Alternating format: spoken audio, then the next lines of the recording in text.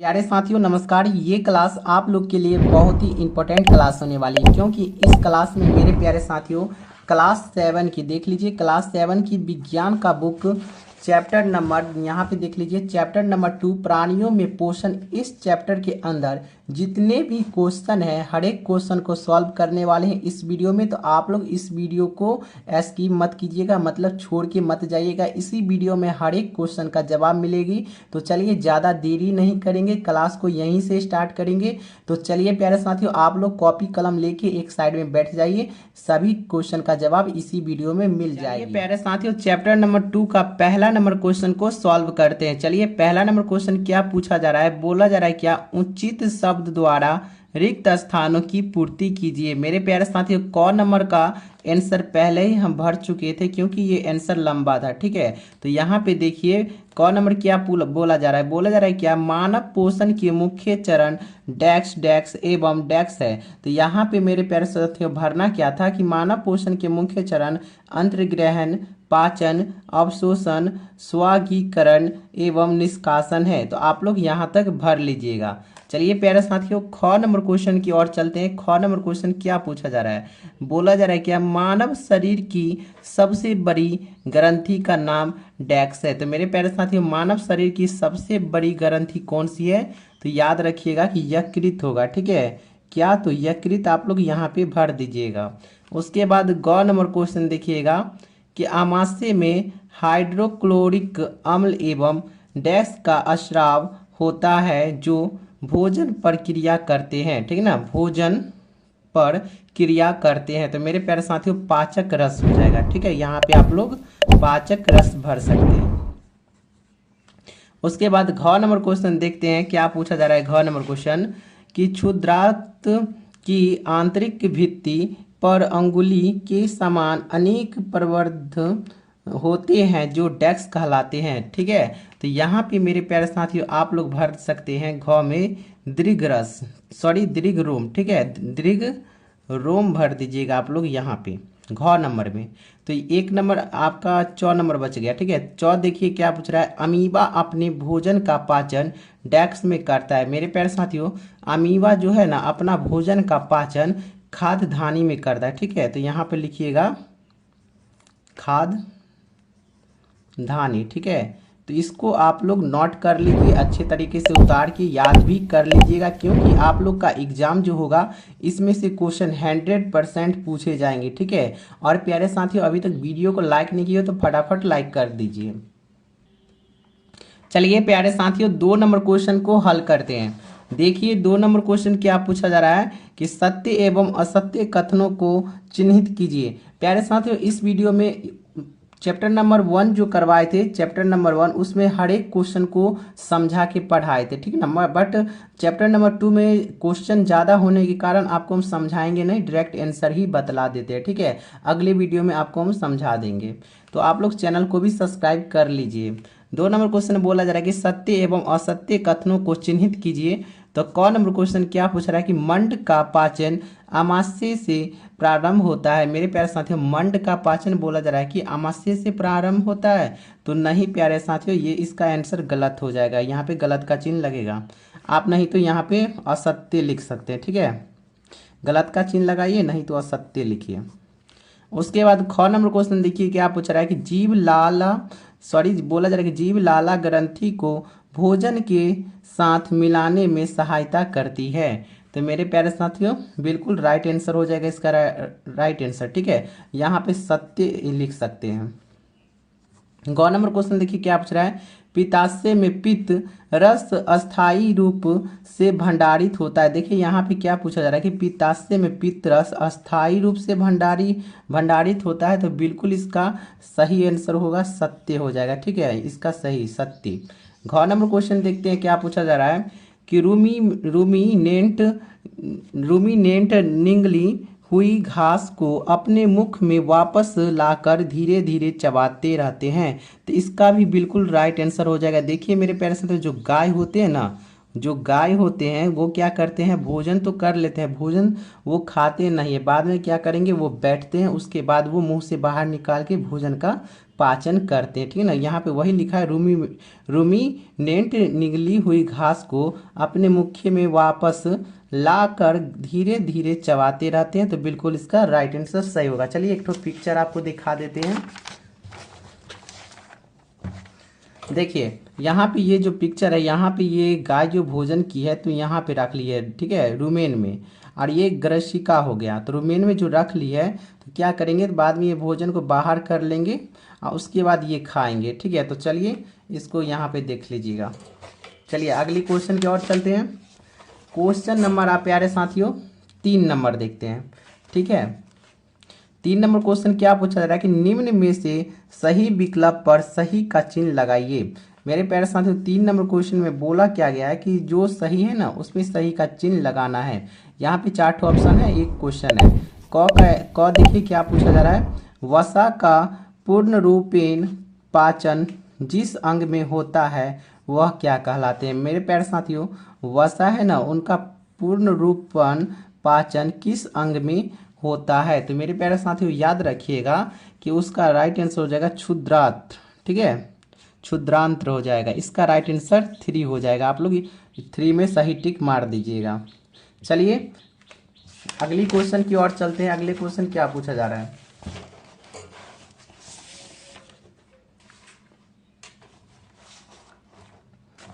चलिए ख number question देखिए क्या पूछा जा रहा है कि जल का अवशोषण मुख्यतः जिस अंग द्वारा होता है वह क्या कहलाते हैं। यहाँ पे बोला क्या गया, ख का 3 का, जल का अवशोषण मुख्यतः जिस अंग द्वारा होता है वह क्या कहलाते हैं। तो मेरे प्यारे साथियों इसका राइट आंसर हो जाएगा 3 का, क्या बोला 3 का है ना, तो इसका हो जाएगा बृहदांत, ठीक है ना, बृहदांत, दांत हो जाएगा, बृहदंत, ठीक है। तो इसका राइट आंसर 4 हो जाएगा। चलिए अगली क्वेश्चन की ओर चलते हैं। 4 नंबर क्या पूछा जा रहा है प्यारे साथियों कि कॉलम ए में दिए गए कथनों का मिलान कॉलम बी में दिए गए कथनों से कीजिए। कॉलम ए में कॉलम बी से मिलान करना है। तो चलिए यहाँ पे देखते हैं, मिलान करते हैं, ठीक है। तो देखिए खाद्य घटक तो पाचन के उत्पादक, तो इसका बिल्कुल राइट आंसर है, मिलान इसका यही होगा, ठीक है। आप देखिए कार्बोहाइड्रेट्स, ठीक है, तो इसका बिल्कुल राइट आंसर नोट कर लीजिएगा।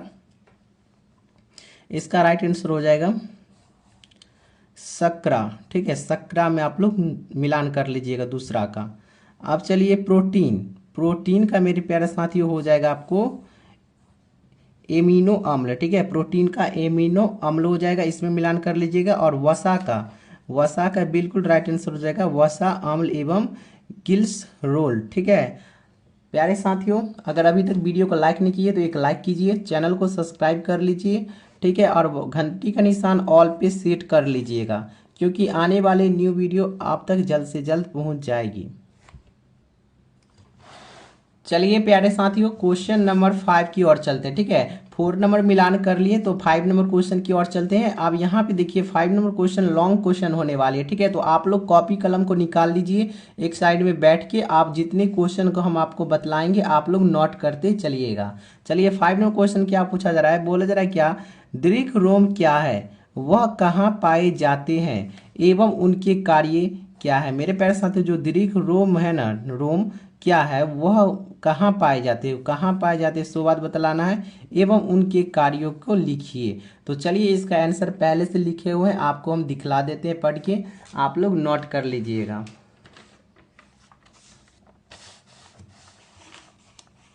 चलिए देखिए यहाँ पे 5 नंबर क्या बोल रहा है कि दीर्घ रोम क्या है, वह कहाँ पाए जाते हैं एवं उनके कार्य क्या है। तो यहाँ से आप लोग उत्तर लिखिएगा, उसके बाद लिखिएगा कि क्षुद्रांत्र की आंतरिक भित्ति पर उंगली के समान उभरी हुई संरचनाएं होती है जिन्हें दीर्घ रोम अथवा रसाकूड़ कहते हैं। यहाँ तक आप लोग नोट कर लीजिएगा। और कार्य बोला था लिखने के लिए, तो कार्य आप लिख के उसके बाद 1 नंबर दीजिएगा कि दीर्घ रोम का मुख्य कार्य पोषक तत्वों का अवशोषण करना है। तो यहाँ तक आप लोग नोट कर लीजिएगा। 2 नंबर में दीर्घ रोम द्वारा अवशोषित पोषण तत्व शरीर के बाकी अंगों में पहुँचते हैं जिससे शरीर स्वस्थ रहते हैं। उसके बाद 3 नंबर में यहाँ तक आप लोग 2 नंबर में लिख लीजिएगा, ठीक है। 3 नंबर क्वेश्चन में देखिए, ये पोषक तत्वों को रक्त और लसिका में सोखते हैं जिससे शरीर को आवश्यक पोषक तत्व मिलते हैं। यहाँ तक आप लोग 5 का आंसर यहाँ से यहाँ तक होगी। आप लोग वीडियो को रोक के भी नोट कर सकते हैं। प्यारे साथियों, आपसे एक छोटी सी रिक्वेस्ट है, लाइक नहीं किए तो एक लाइक कीजिए, चैनल को सब्सक्राइब करके घंटी का निशान ऑल पे सेट कर लीजिए, क्योंकि इस चैनल पे हर एक सब्जेक्ट की पढ़ाई होती है, math, science, social science, Sanskrit. तो आप लोग इस चैनल को सब्सक्राइब कर लीजिए और व्हाट्सएप ग्रुप का डिस्क्रिप्शन बॉक्स में लिंक दिया गया है, व्हाट्सएप ग्रुप में जुड़ जाइए। चलिए 6 नंबर क्वेश्चन देखते हैं। 6 नंबर क्वेश्चन क्या पूछा जा रहा है।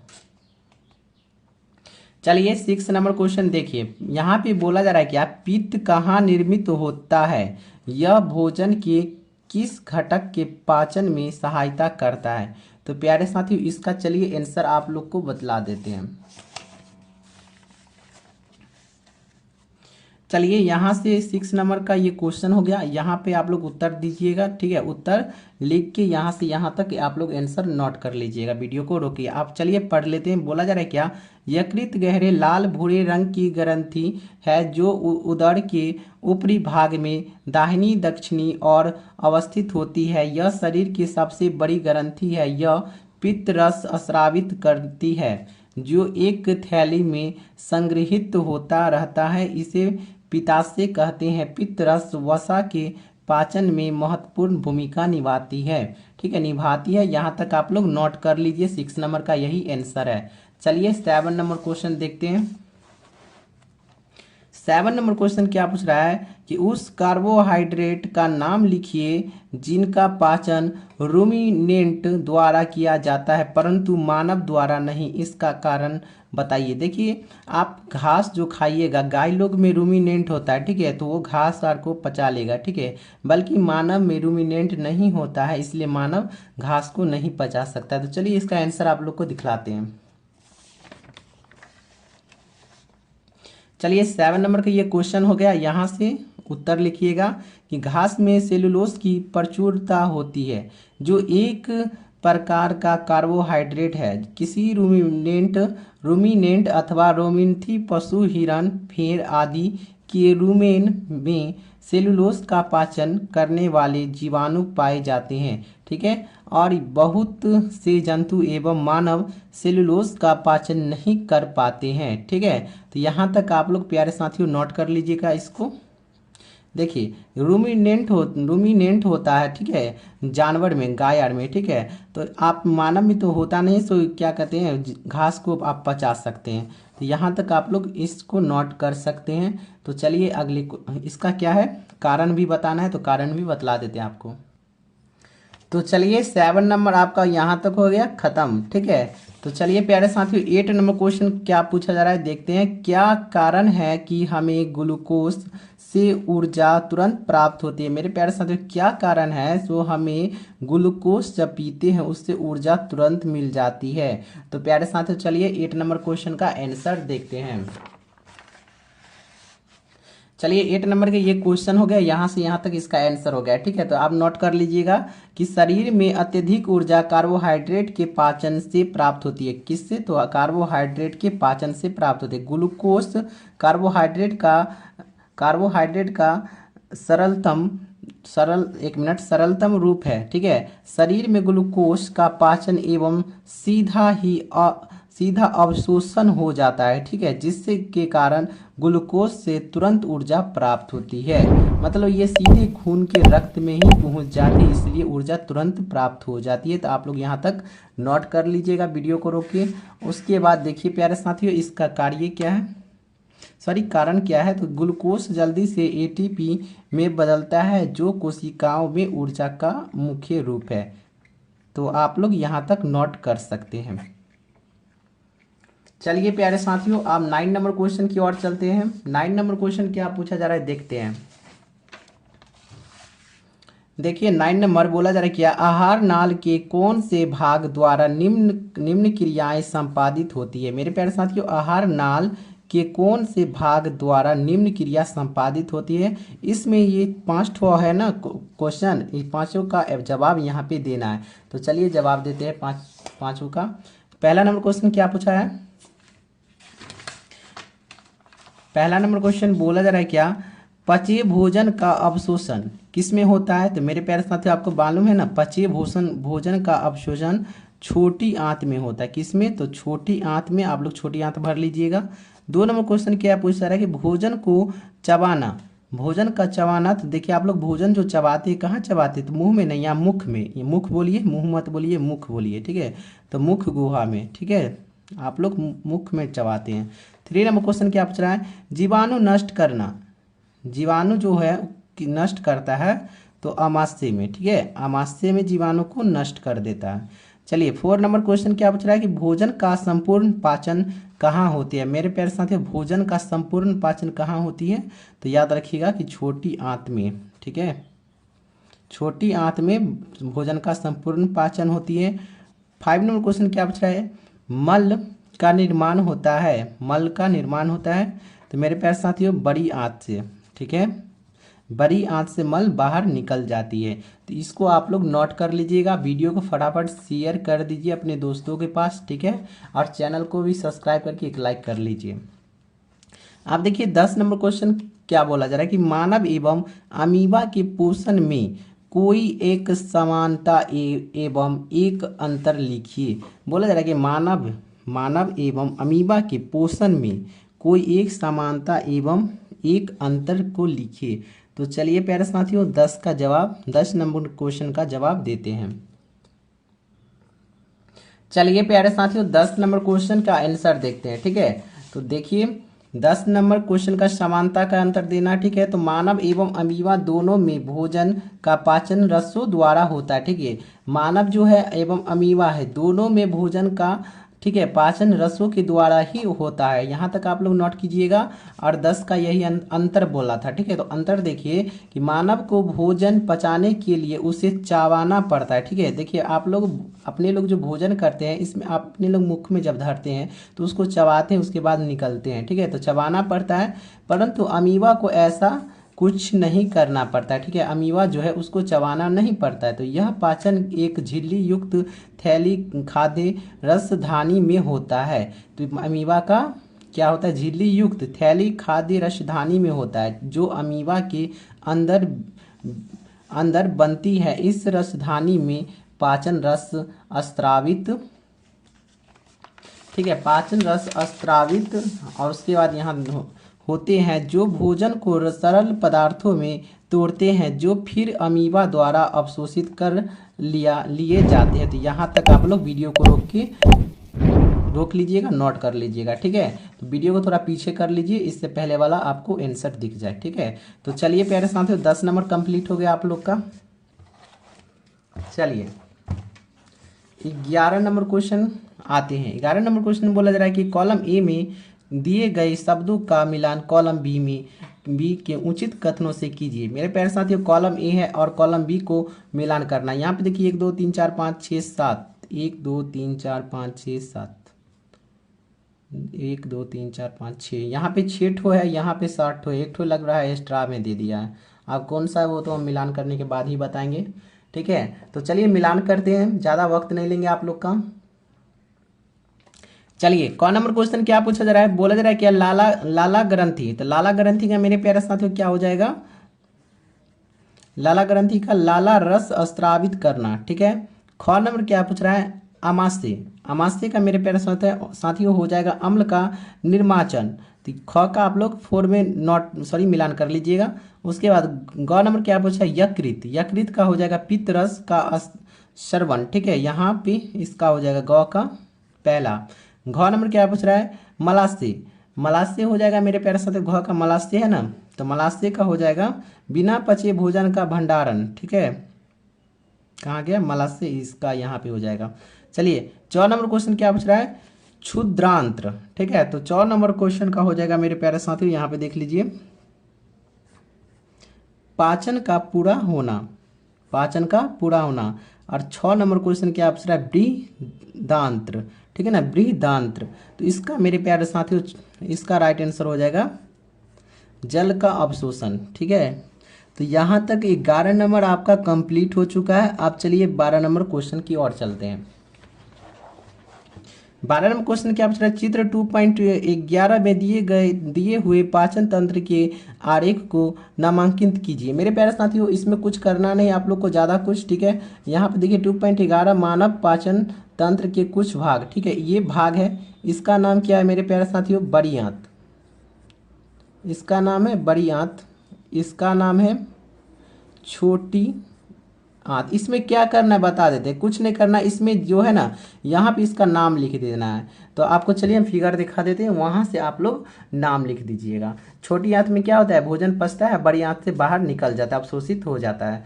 चलिए अब ये सब का नाम हम 1 मिनट फिगर दिखा देते हैं, वहाँ से पिक्चर दिखा देते हैं, ठीक है। तो आप लोग कीजिएगा क्या, वहाँ से आप लोग नाम लिख लीजिएगा। इसमें ज़्यादा कुछ नहीं करना है, आप लोग को इसका नाम लिखना है।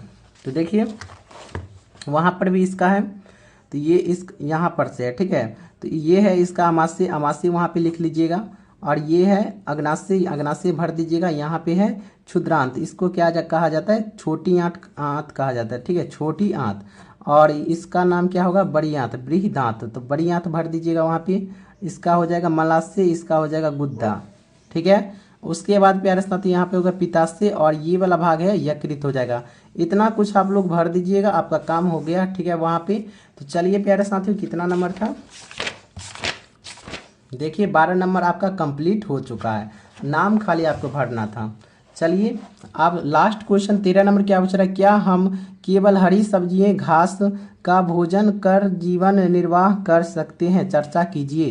तो मेरे प्यारे साथियों क्या हम केवल सब्जी घास, देखिए घास तो खा नहीं सकते हैं, आप भोजन सब्जी खा सकते हैं, ठीक है। का भोजन जीवन निर्वाह कर सकते हैं, तो नहीं कर सकते हैं, ठीक है। तो चलिए इसका आंसर हम आपको देते हैं, आप लोग वीडियो को रोक के भी नोट कर सकते हैं। यहाँ पे क्या, नहीं, केवल हरी सब्जी या घास का भोजन से जीवन निर्वाह नहीं हो सकता है। हरी सब्जी में थोड़ी मात्रा में सेल्यूलोस, विटामिन तथा खनिज लवण होते हैं जो जीवन निर्वाह के लिए पर्याप्त नहीं है। जीवन रहने के लिए हमें एक दूसरे पोषकों जैसे कार्बोहाइड्रेट, प्रोटीन तथा वसा की भी आवश्यकता होती है। इसलिए हमें ऐसी आहार की आवश्यकता होती है जिसमें भोजन के सभी घटक आवश्यक मात्रा में उपलब्ध होते हैं। आप लोग 13 का यहाँ से यहाँ तक नोट कर लीजिए वीडियो को रोक के। प्यारे साथियों अभी तक वीडियो को लाइक नहीं किए हो, एक लाइक कीजिए, चैनल को सब्सक्राइब कर लीजिए, क्योंकि रेगुलर क्लास करना है। ऑल पे घंटी का निशान सेट पे कर लीजिएगा, ठीक है। और प्यारे साथियों व्हाट्सएप ग्रुप का लिंक दिया गया है डिस्क्रिप्शन बॉक्स में, व्हाट्सएप ग्रुप में जुड़ जाइए। और इसी चैनल पे आप लोग का एग्जाम जो मंथली होगा स्टार्ट होगा, तो क्वेश्चन आंसर भी इसी चैनल पे मिल जाएगी। तो इसलिए चैनल को सब्सक्राइब कर लीजिए और रेगुलर क्लास कीजिए, क्योंकि ऑल सब्जेक्ट पढ़ाया जाता है इस चैनल पे, तो रेगुलर क्लास किया कीजिए, ठीक है। और मेरे प्यारे साथियों इस वीडियो में चैप्टर 1 जो हम सॉल्व किए थे, उसमें हर एक क्वेश्चन को समझाए हुए थे अच्छे तरीके से। बट चैप्टर 2 में इसलिए नहीं समझाए क्योंकि ये इस चैप्टर में क्वेश्चन ज़्यादा था, आपको हम समझाते तो वीडियो भी लंबा हो जाती, तो आप लोग देखते नहीं। अगले वीडियो में हर एक क्वेश्चन को समझा देंगे, ठीक है। तो आप लोग इस चैनल को सब्सक्राइब कर लीजिए। मिलते हैं अगले वीडियो में, तब तक के लिए धन्यवाद। चलिए क्लास यहीं पे द एंड।